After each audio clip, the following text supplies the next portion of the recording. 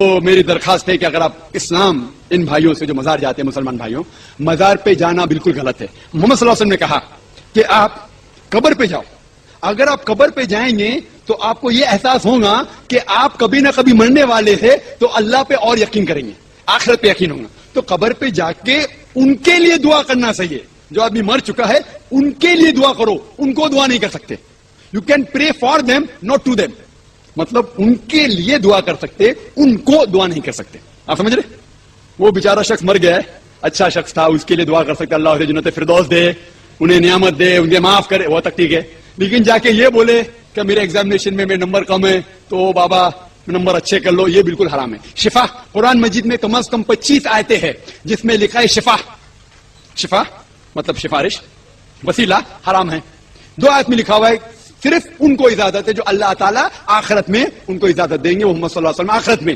آج کی تاریخ میں ہم محمد صلی اللہ علیہ وسلم سے بھی نہیں مانگ سکتے. باقی لوگ کو تو چھوڑو، سنت اور باقی بابا لوگ کو چھوڑو، محمد صلی اللہ علیہ وسلم کو بھی ماننا ہمارے لیے حرام ہے. جو شخص مر چکا ہے ہم انہیں عزت کرتے ہیں، محمد صلی اللہ علیہ وسلم سے محبت کرتے ہیں، ان سے پیار کرتے ہیں، لیکن ان کی پوجا نہیں کرتے، ان کی عبادت نہیں کرتے. عبادت صرف اللہ کی. اب یہ عاشقوں اور دیوانوں کی مجلس میں آج میں ایک پول کھولنا چاہتا ہوں،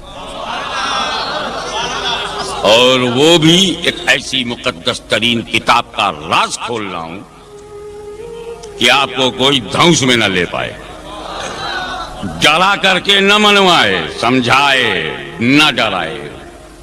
اور وہ یہ بات ہے کہ قرآن پاک میں 3 طرح کی آیتیں ہیں، 3 طرح کی.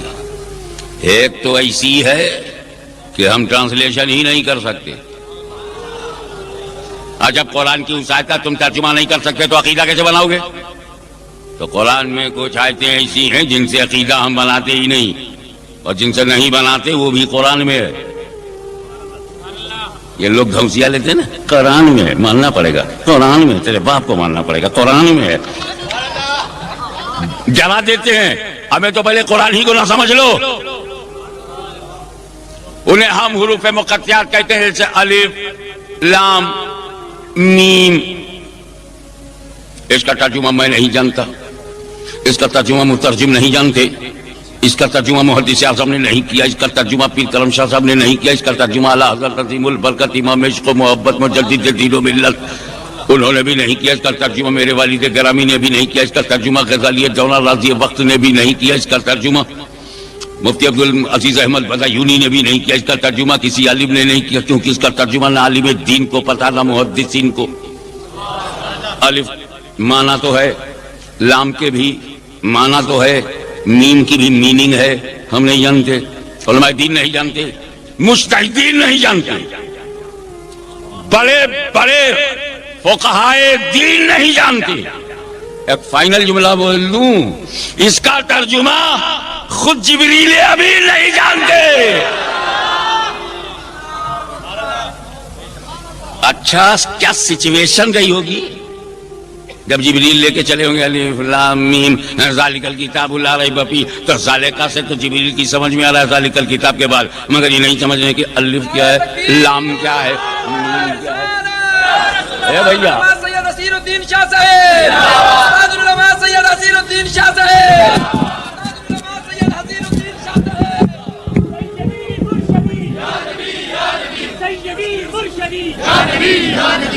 میں نے عرض کیا کہ الف لام میم کاف یا عین صاد ہا میم عین سین قاف.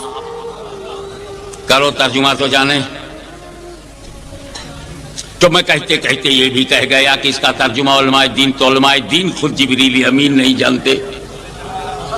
الف یہی وجہ ہے کہ جب جبریل علیہ السلام بارگاہ رسالت میں لے کے آئے الف، حضور نے کہا میں سمجھ گیا. جبریل نے کہا لام، نبی نے کہا میں سمجھ گیا. پھر جبریل نے کہا میم، سرکار بولے میں سمجھ گیا. اور جب جبریل نے کہا ذالک الکتاب لا ریب فیہ، تب نبی نے نہیں کہا میں سمجھ گیا، تب نہیں کہا. سمجھو جہاں سے جبریل جانتے ہیں وہاں نبی نے نہیں کہا میں سمجھ گیا. جہاں جبریل کو پتہ نہیں تھا وہاں نبی مطمئن کر رہا ہے میں سمجھ گیا. تو الف کے معنی ہے، لام کے بھی معنی ہے، میم کے بھی ہیں، مگر الف کا معنی الف میں، لام کا لام میں، میم کا میم میں چھپا، غیب، پردہ، حجاب۔ اب اتنی بھی سمجھ نہیں رہ گئی کہ جس نبی سے قرآن کا غیب نہ چھپا ہو، جہان کا غیب کیسے چھپے گا؟ سیدی مرشدی سیدی مرشدی غلام ہے غلام یا رسول میں۔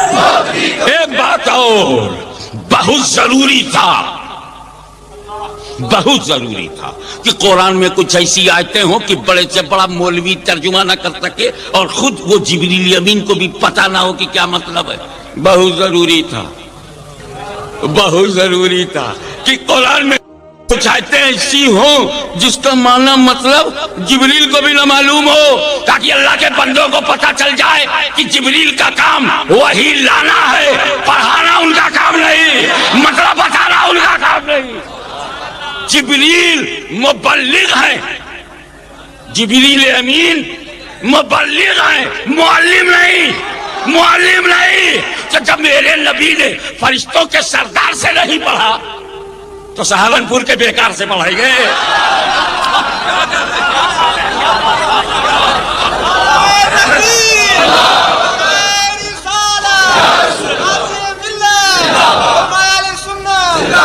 علماء کرام اپنی اصطلاحی زبان میں اس قسم کی آیات کو اولاً مفردات قرار دیتے ہیں اور واضح طور پر اسے حروف مقطعات کہتے ہیں۔ لیکن ایک دوسری قسم کی آیت اور ہے۔ اب الف لام میم سے تو عقیدہ بننے والا نہیں، جب مطلب معلوم ہی نہیں تو کیا مطلب نکالے، منشا معلوم ہی نہیں ہے تو کیا عقیدہ بنائے۔ دوسری قسم کی آیت ایسی ہے، پہلے اس کی پہچان سمجھ لو۔ بات تو درس گاہ کی ہے، بات تو علماء سے کرنے کی ہے، لیکن میری ڈیوٹی ہے کہ وہ بات عوام سے کہو، تو تھوڑا سا میں اپنا لیول کم کروں، تم اپنا لیول اوپر کرو، تاکہ دوریاں نزدیکیاں بن جائیں اور معاملہ فہمی آسان ہو جائے۔ قرآن میں کچھ آیتیں ایسی ہیں جن کا ترجمہ تم کر سکتے ہو، ٹرانسلیشن کر سکتے ہو، لیکن ترجمے میں جو ظاہر ہوگا پکی بات یہ ہے کہ وہ خدا کی مراد نہیں۔ جب ترجمہ کرو گے تو ترجمے میں جو باہر نکلے گا وہ خدا کی مراد نہیں، اور جو خدا کی مراد ہے وہ ترجمے میں موجود نہیں۔ جیسے ید اللہ فوق ایدیہم، ید اللہ کا جو چاہے ترجمہ کرے، آسان ہے، اللہ کا ہاتھ۔ ید مانے ہاتھ، بہت سیدھا سا، ہینڈ آف اللہ۔ لیکن کس مائی کے لال بے ہمت ہے کہ اللہ کو ہاتھ مان لے؟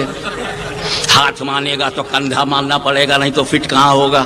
اور جب شولڈر مان لیا تو سینہ مانے گا، نہیں تو شولڈر رہے گا کہاں؟ اور جب سینہ مان لیا تو پیٹ مان لو، اور پیٹ ووٹ سب مان لیا تو دو ٹنگ بھی مان لو۔ خدا کو ماننے چلے تھے، بت تیار ہو گیا۔ ہاتھ پیر تو ہندوؤں کے خدا کے ہو سکتے ہیں، مسلمانوں کا خدا ہاتھ پیر سے پاک، جسم و جسمانیات سے پاک ہے، زبان و زبانیات سے پاک ہے، حد و حدود سے پاک ہے، شکل و اشکال سے پاک ہے، لیمٹ و لیمیٹیشن سے پاک ہے، صورت سے پاک ہے، اسٹیچو ہونے سے پاک ہے، لیمٹ ہونے سے پاک ہے، حد سے پاک ہے۔ تو جب اللہ اعضائے انسانی سے پاک تو کیسے مانے ہم اس کا ہاتھ؟ لیکن قرآن میں تو ہے۔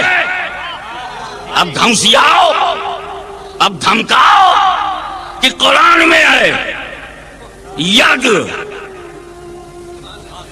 جیسے لے کے بیٹھے ہیں بشر، تو یہاں ید۔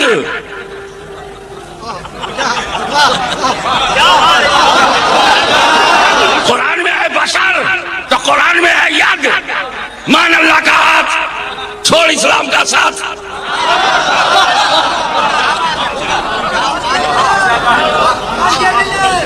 نعرہ موقع پہ ایسا نہ معلوم ہو کہ نعرے کا ڈائریا ہو گیا ہے سوٹیبل ٹائم پر۔ ارے جب مجھے تھکا دیکھو لگا دینا، میں ریسٹ لے لوں گا، rest is the best policy. لیکن یہاں پر ٹھہرو تو ید کا جو ترجمہ ہے وہ ہاتھ ہے، ظاہر ہاتھ۔ یقیناً یہ خدا کی مراد نہیں، اور ید کہہ کر خدا نے جو مراد لیا وہ ترجمے میں ظاہر نہیں، تو جب مراد الہی ظاہر نہ ہو تو اس آیت کو آیت متشابہ کہتے ہیں. متشابہ کیونکہ اللہ کی مرضی معلوم نہیں، اللہ کی منشا معلوم نہیں، رب کی مراد معلوم نہیں. لفظ معلوم، ید پر میرا ایمان، کیونکہ یہ قرآن میں ہے. اللہ ہاتھ پیر سے پاک ہے، یہ میرا ایمان. لیکن ید ہے، یہ ہے قرآن. نہ ہم قرآن چھوڑیں گے نہ ایمان چھوڑیں گے، تو ہم یہی کہیں گے کہ ید کا جو ظاہر ہے خدا کی مراد نہیں ہے، اور ید کہہ کر خدا نے جو مراد دیا وہ ترجمے میں ظاہر نہیں ہے. یہ آیت متشابہ ہے، اور متشابہ کے بارے میں متفقہ فیصلہ یہ ہے کہ اسے عقیدہ بنانا جائز نہیں. ہمیں جب اللہ کی مراد معلوم نہیں تو عقیدہ کیا بناؤ گے؟ منشاء ربانی معلوم نہیں تو حکم کیا لگاؤ گے؟ آیات متشابہات تلاوت کریں گے، ایمان رکھیں گے، اس سے عقیدہ نہیں بنائیں گے، کیونکہ ہمارے نزدیک مراد الہی ہم پہ ظاہر نہیں ہے. مثلا اللہ نور السماوات والارض مثل نورہ کمشکۃ فیہا مصباح المصباح فی الزجاجہ. اللہ زمین و آسمان کا نور ہے. اللہ نور السماوات والارض، اللہ نور ہے. اچھا اللہ بے مثال ہے کہ نہیں؟ اللہ کی ذات، اللہ کی صفات، اللہ کا نور ہونا یہ عقیدہ ہے، یہ ایمان ہے. تو جب اللہ کا نور بے مثال تو قرآن نے کیسے دے دیا مثال؟ مثل نورہ، مثل نورہ، اللہ نور ہے، اس کے نور کی مثال. اللہ کا نور بے مثال اور قرآن دے رہا ہے مثال. ہم کہیں گے کہ مسئلوں کا جو ظاہر ہے وہ خدا کی مراد نہیں، اور جو خدا کی مراد ہے وہ اس مثال میں ظاہر نہیں. یہ بھی متشابہ، یہ بھی متشابہ، اس سے بھی عقیدہ نہیں بنا سکتے. مثلا قل انما انا بشر مثلکم، اے محبوب آپ کہہ دیجئے میں تمہاری طرح بشر ہوں. مثلکم پہ دھیان دو، کس سے کہنا ہے؟ ارے بابا جو بات میں ہندوؤں سے کہوں گا وہ تم سے کیوں کہوں؟ ان سے کہوں گا اے ہندوستانی ہندوؤں بت پرستی چھوڑو. تم سے کہا کو کہوں؟ تم تو چھوڑے بیٹھے ہو. بہت ضروری ہے یہ جاننا کہ مخاطب کون. استاد العلماء علامہ سید حسین الدین صاحب کی صورت میں تو ہمارے پاس پورا دارالفتہ بیٹھا، اسلامی کتب خانہ، چلتا پھرتا کتب خانہ. ہم پوچھیں گے حضرت تفسیر میں کیا ہے؟ کہ بیٹا جلالین بھول گئے کیا؟